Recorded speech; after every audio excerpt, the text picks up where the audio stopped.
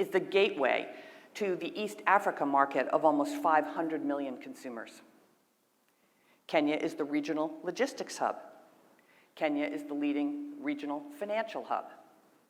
And Kenya, with its Silicon Savannah and super smart engineers, is the region's ICT hub.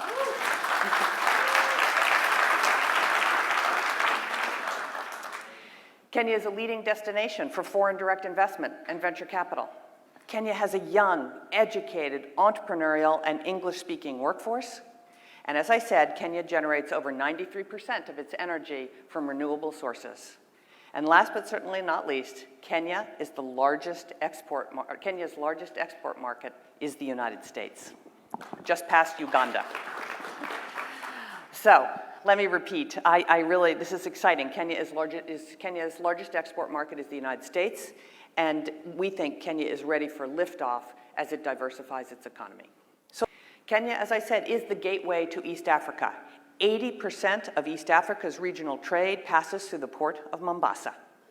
In addition, Jomo Kenyatta is East Africa's busiest airport.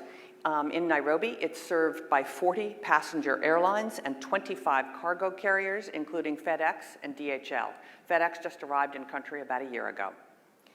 Kenya also now has some excellent infrastructure, such as the standard gauge railway, a series of new roads, and modern ports.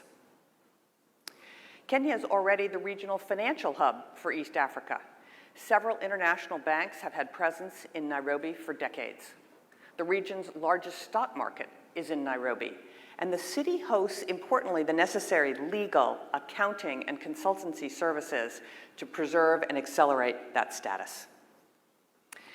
Now, one of the main reasons I brought the roadshow to the Bay Area is because Kenya's vibrant technology community, known as Silicon Savannah, is very exciting, and I know His Excellency is going to talk more about it. But the Kenyan government is committed to establishing Nairobi as the premier destination for tech sector innovation and investment. Many leading companies are already in Kenya, including the names that you see on the screen behind me. But emerging and also hugely impactful Kenyan companies like Clopia Global, Semiconductor Technologies Limited, Twiga Foods, Market Force, Power Financial Wellness, Kiosk, Udu, and many electric vehicle startups are in Kenya too.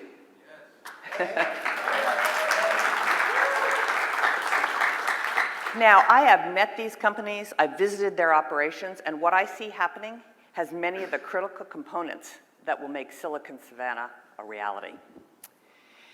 At the nexus of finance and technology is one of the most impressive companies I've seen in my 30-year history in technology, and that's M-Pesa.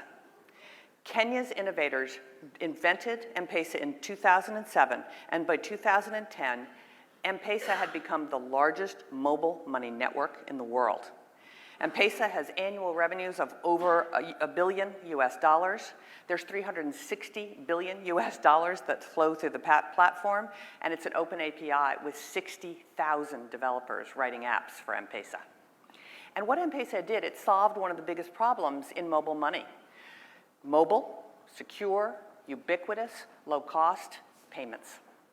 M-Pesa has over 50 million customers in 7 countries, is involved in 70% of Kenyans' transactions, powers over 5 million businesses, and catch this, 59% of Kenya's annual GDP flows through M-Pesa.